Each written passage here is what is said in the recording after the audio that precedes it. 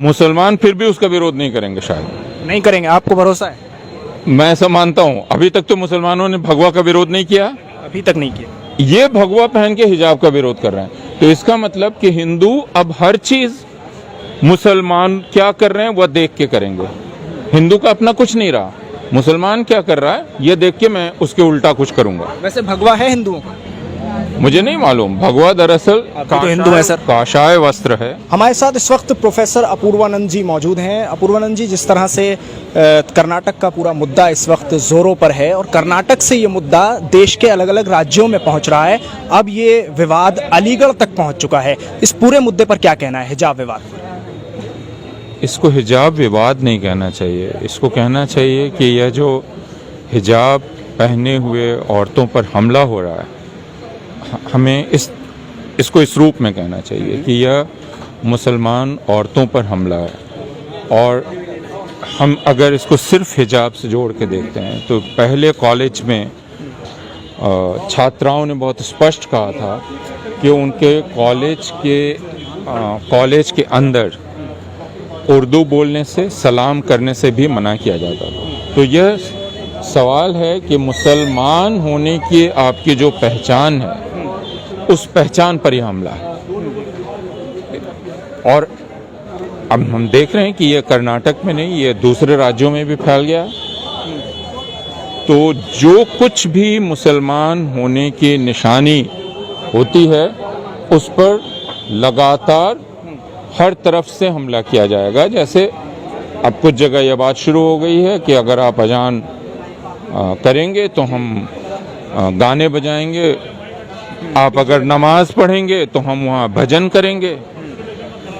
आप हिजाब नहीं पहन सकते लेकिन हिंदू औरतें बिंदी तो लगा सकती हैं, हाँ? तो बिंदी वो लगाएंगी, चूड़ी वो पहनेंगी, मंगलसूत्र वो पहनेंगे, बाकी लोग टीका लगाएंगे। तो लेकिन मुसलमान हिजाब नहीं पहन सकती।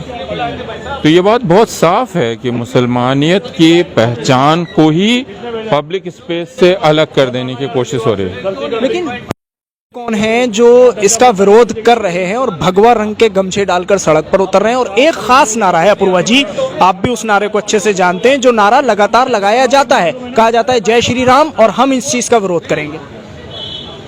अब आप मुझे ये बतलाइए, हम सब हिंदुस्तान में रहते आए हैं, मैं खुद हिंदू हूँ, कि कब से हिंदू भगवा गमछा पहनने लगे और जिस तरह की पगड़ी वहाँ बांधी जा रही, डिजाइनर पगड़ी, वो पहन के कब से लड़कियां, हिंदू लड़कियां और हिंदू डिजाइनर पगड़ी है जो बांटी जा रही है। हाँ। वहाँ किसी हिंदू के घर में ना तो वैसी भगवा पगड़ी होती है ना भगवा गमछा होता है, वो बाकायदा वैन से बांटा जा रहा है। तो हम देख रहे हैं कि एक धोखा है जो हिंदू खुद को दे रहे हैं। दूसरे कि हिंदू लड़के लड़कियों को मुजरिम बनाया जा रहा है क्योंकि उनको ये बांट के और फिर वो पत्थर फेंक रहे हैं। यानी हो क्या रहा है, ये हिंदू लड़के लड़कियां जो 17-18 साल के हैं, इन सब के अंदर आप हिंसा और घृणा भर रहे हैं और इनको अपराधी बना रहे हैं।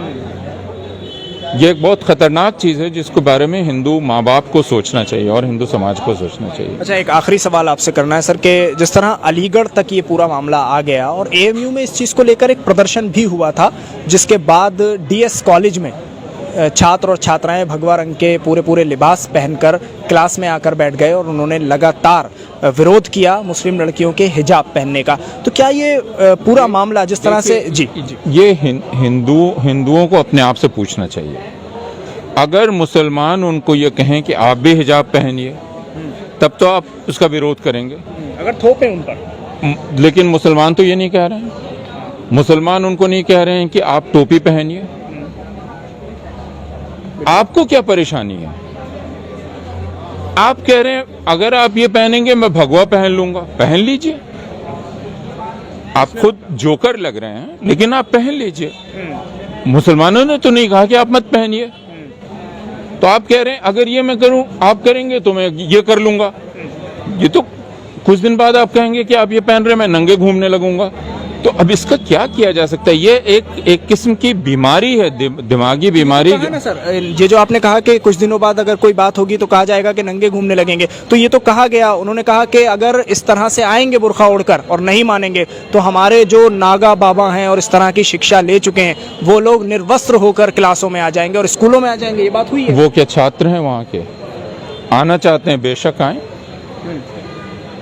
मुसलमान फिर भी उसका विरोध नहीं करेंगे, शायद नहीं करेंगे। आपको भरोसा है?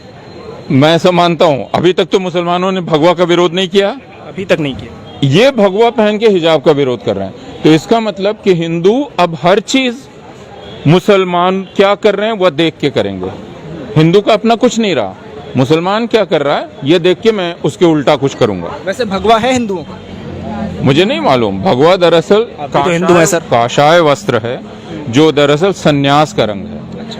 तो वह रंग पहन के किसी पर आप दबंगई करें, गुंडागर्दी करें, इससे उस रंग का ही अपमान होता है। वह उस असल में वो काशाय रंग है जिसको ये भगवा कह के पहन के और दूसरों पर गुंडागर्दी कर रहे हैं। उस रंग से पूरी दुनिया को नफरत ना हो जाए, यह देखना चाहिए हमको। क्योंकि पूरी दुनिया क्या देख रही है कि भगवा पहन के आप गुंडागर्दी कर रहे हैं, तो बाकी जगह अगर कोई भगवा पहनेगा तो लोग डर जाएंगे उससे कि ये तो पता नहीं गुंडा है, प्रतीक बना देंगे। डर का और लफंगापनी का प्रतीक बन जाएगा, लफंगाई का। ये तो अच्छी बात नहीं है। बहुत शुक्रिया बात करने के लिए INN चैनल से। प्रोफेसर अपूर्वानंद ने जिस तरह से इस पूरे मुद्दे को सीधे सीधे तौर पर हिजाब विवाद से इनकार करके और खुलकर कहा है कि भगवा गमछे डाले हुए लोग जो कि लफंगे हैं और गुंडागर्दी कर रहे हैं वो हिजाब का विरोध कर रहे हैं, इसलिए ये भगवा का विवाद है और भगवा ही विवाद फैला रहा है। ऐसा कहना है प्रोफेसर अपूर्वानंद का। दिल्ली से INN चैनल के लिए साहिल।